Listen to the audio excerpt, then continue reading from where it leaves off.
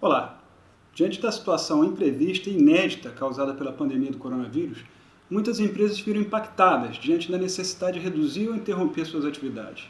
Então, o que fazer com relação à mão de obra? Como pagar salários se a empresa teve seu faturamento reduzido ou mesmo suspenso, interrompido? Muitas empresas se anteciparam e foram buscar soluções como redução de carga horária, antecipação de férias, até mesmo a suspensão do contrato de trabalho. Essa é uma medida ousada na falta de um amparo legal mais palpável. A medida provisória 927/2000, ela validou muitas dessas providências, mas seu carro-chefe era a possibilidade de suspender o contrato de trabalho. O artigo que previa isso, infelizmente, foi revogado por uma medida provisória superveniente poucos dias depois. E agora, ainda que tardiamente, o governo federal apresentou novas possibilidades para o empregador por meio da medida provisória 936/2000. Vamos ver agora alguns dos seus aspectos mais relevantes. A MP 936, ela contingencia 3 pontos mais importantes: preservar o emprego e a renda, garantir a continuidade das atividades laborais e empresariais e reduzir o impacto social decorrente dessas consequências do estado de calamidade pública e da emergência de saúde pública. E o foco está direcionado a 2 grupos de providências que podem ser tomadas pelo empregador em acordo com os empregados: a redução proporcional de jornada e trabalho com proporcional redução de salários e a suspensão do contrato de trabalho. O Estado ele fica responsável pelo pagamento de um benefício que foi chamado de Benefício Emergencial de Preservação de Emprego e Renda, que vai ser custeado com recursos da União. Havendo um acordo para redução de salários e jornada, o empregador permanece pagando salário proporcional ao trabalho prestado. Ou seja, se a redução é de 50% nas horas trabalhadas, o patrão vai pagar 50% dos salários. Ao empregador é facultado contribuir com uma denominada ajuda emergencial. Essa ajuda não tem natureza salarial. Conforme o artigo 7º da medida provisória, durante o estado de calamidade pública, poderá ser acordado com o trabalhador a redução proporcional da jornada de trabalho e do salário, por até 90 dias. Para tentar evitar um conflito com a irredutibilidade salarial que está contemplada na Constituição, a medida provisória enfatiza a necessidade de manutenção do valor do salário hora. Esse acordo pode ser individual ou por negociação coletiva para uma faixa salarial de empregados que tenham um salário igual ou inferior a R$ 3.135 ou para uma faixa superior para empregados portadores de diploma de nível superior e que percebam um salário mensal que seja superior a 2 vezes aquele teto da Previdência. Esses últimos, dessa faixa mais privilegiada, eles são aqueles conhecidos como hipersuficientes. A CLT, para esse, já contemplava a possibilidade de negociação direta, com termos diferenciados, e isso está no artigo 444, parágrafo único. E para os demais empregados que estão na faixa do meio, a medida provisória ela prevê que tanto a redução de jornada com redução de salário ou a suspensão do contrato de trabalho, aí só podem ser estabelecidas por meio de acordo ou convenção coletiva.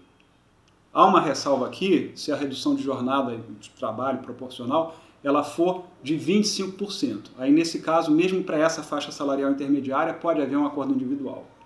Tem um ponto curioso aqui, que o artigo 7º, inciso 2º, ele determina que esse acordo deve ser encaminhado ao empregado com antecedência mínima de 2 dias corridos.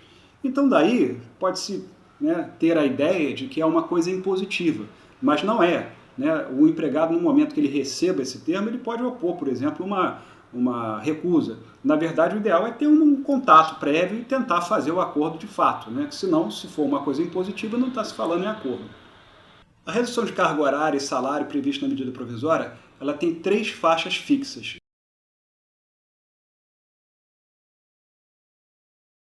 Cessando o estado de calamidade pública, e chegando ao acordo ao termo final, ou decidindo o empregador antecipar a data limite, a jornada de trabalho e os salários têm que voltar ao normal no prazo de 2 dias corridos, é o prazo máximo. Então a gente tem aqui que é uma prerrogativa do empregador antecipar o encerramento do acordo firmado com o empregado. A outra hipótese prevista na medida provisória 936 é a de suspensão do contrato de trabalho pelo prazo máximo de 60 dias, que pode ser fracionado em 2 períodos de 30 dias. Aqui também, a suspensão do contrato de trabalho deve ser objeto de acordo entre patrão e empregado e tem que ser observadas aquelas mesmas faixas salariais, os mesmos requisitos nesse particular. E a medida provisória, assim como na hipótese de redução de jornada e salário, ela fala naquele comunicado com antecedência mínima de 2 dias corridos. A regra é a mesma aqui. Durante o período de suspensão do contrato de trabalho, o empregado ele vai fazer jus a todos os benefícios concedidos pelo empregador. No entanto, o empregador não tem que pagar salário ou responder por encargos. Cessando o estado de calamidade pública Chegando a acordo ao seu termo, ouvindo o empregador a usar essa prerrogativa de chamar o empregado de volta, enfim, encerrar esse acerto, o contrato de trabalho tem que ser restabelecido, tem que ser normalizado em até 2 dias corridos. Agora, um ponto importantíssimo que tem que ser considerado é que durante essa suspensão do contrato de trabalho, o empregado não pode desenvolver qualquer atividade em prol do empregador.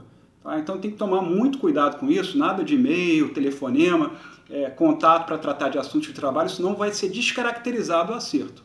Se esse acordo for desconsiderado, o empregador vai estar sujeito à seguinte penalidade: pagamento imediato da remuneração dos encargos sociais, relativo a todo o período do acordo, penalidades que estejam já previstas na lei e, eventualmente, medidas, sanções que estejam previstas em convenção ou acordo coletivo.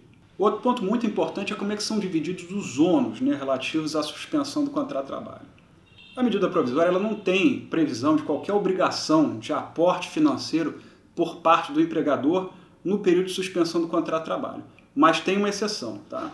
Empresas que no ano calendário de 2019 tiveram uma receita bruta superior a R$ 4.800.000, essas empresas elas vão ter que, durante a suspensão do contrato de trabalho, caso acordada com o empregado, arcar com uma ajuda compensatória no valor mensal equivalente a 30% do salário do empregado.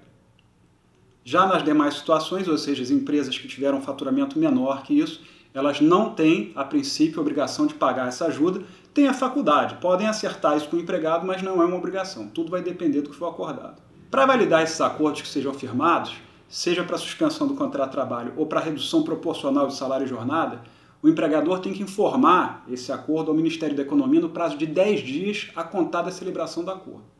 A forma dessa comunicação ela não está ainda clara, mas vai ser disciplinada por um ato, vai ser formalizado pelo Ministério da Economia.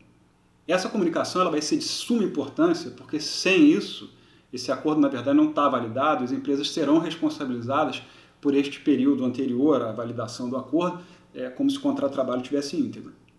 Esse benefício emergencial de preservação do emprego e da renda, ele vai ser pago observando o seguinte: a primeira parcela ela vai ser paga no prazo de 30 dias, contados da data da celebração do acordo, desde que seja cumprido esse requisito de informar o Ministério da Economia no prazo de 10 dias.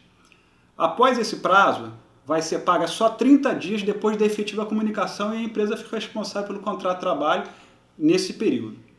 Esse benefício ele vai ser pago tomando como base o valor do seguro-desemprego a que teria direito o empregado caso tivesse demitido. Na hipótese de redução da jornada de trabalho e de salário proporcionalmente, o cálculo vai considerar a proporcionalidade dessa redução. Ou seja, se o acordo for para redução de carga horária de 50%, o patrão vai pagar metade dos salários e o governo vai pagar um benefício equivalente a 50% da parcela do seguro-desemprego que esse empregado teria direito. Então, aqui nós temos uma situação que quanto maior o salário do empregado, mais ele vai sofrer um impacto, certo?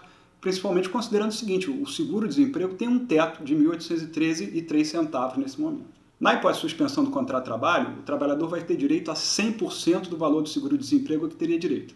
Então, quanto maior o salário, mais vai se abrir uma distância entre o salário percebido na normalidade do contrato de trabalho e esse benefício que ele vai receber.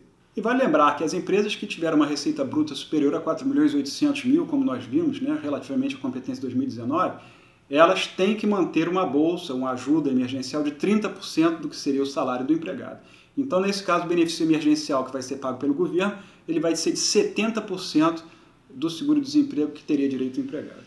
Ainda que essa ajuda emergencial não seja obrigatória para as empresas com faturamento inferior aos 4.800.000, acho que é uma ferramenta que pode ser considerada pelo empregador para equalizar esse pagamento ao empregado, para que ele possa, eventualmente, não sofrer assim, um baque tão grande.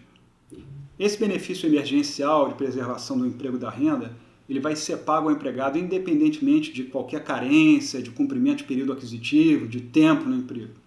Agora, ele não vai ser pago a empregado que esteja ocupando cargo ou emprego público, cargo em comissão, que tiver em gozo de benefício de prestação continuada da Previdência Social, que estiver recebendo seguro-desemprego ou bolsa de qualificação profissional. A ajuda compensatória ela tem que ter o seu valor previamente definido, tá? E esse valor vai ter que constar do acordo, seja individual, seja por instrumento normativo. Esses pagamentos eles não têm natureza salarial, têm natureza indenizatória, não incide sobre eles, então, portanto, o imposto de renda, fundo de garantia, INSS ou os demais tributos. Durante esse período que for acordado para a suspensão do contrato de trabalho ou para a redução proporcional dos salários da jornada, o empregado vai gozar de uma estabilidade provisória. Essa estabilidade provisória, inclusive, ela se projeta para um igual período após o retorno às condições normais de trabalho. Se for de 30 dias, o empregado vai ter mais 30 dias de estabilidade.